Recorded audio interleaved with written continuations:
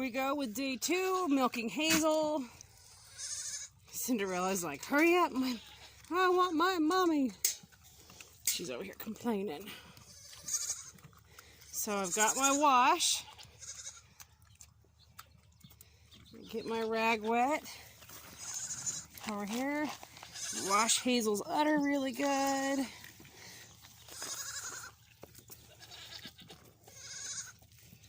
I need to give her a haircut again. Her hair is a bit too long again. It's easy to pull on their hair when you're milking on accident. Hazel's got really, really long hair.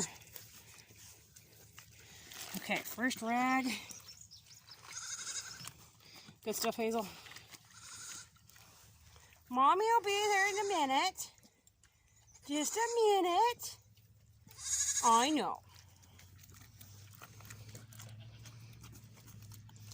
Do a second wash. It's a mixture of a little bit of bleach and some Dawn dish soap and warm water. Come under here, and under here to her udder. And I'll just wash around each teat and the surrounding area really, really well. Now we're going to do what's called stripping out. It means we're going to squirt a little bit. About 3 squirts from each teat. Discard it. It's in case there's any bacteria or anything that was in the teat.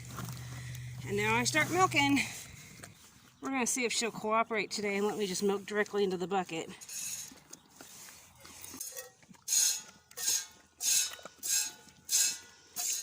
You've got to be ready to grab the bucket or whatever you're milking into very quickly, because sometimes they'll kick and step into the bucket or kick it over.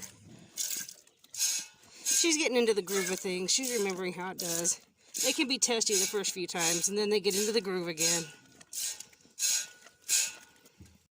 It's still not our usual amount from her, but like I said, she's getting back into the groove of being milked, and she's holding back a lot for Cinderella over here. This goat, Hazel here, see, this is a small pan. It's probably a 2-quart one, I think. And usually we can go into that gallon bucket and almost fill it when we milk Hazel. But she's holding back for baby. So I am going to increase her feed during the day, give her a little bit more feed, increase her grain, just so we can get her milk supply up where it needs to be. And now Cinderella can finish up what I left for her. She'll have Hazel the rest of the day. See how much she's getting. Hazel was holding back on me. That's alright, that's what a good mama does. Our mamas that are milking, we feed them a lot of alfalfa. We'll be adding some grass hay to it so that we want them to have as much food in front of them as we can.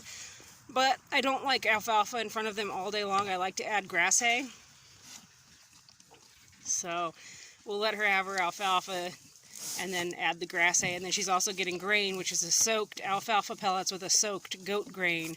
And she gets that twice a day.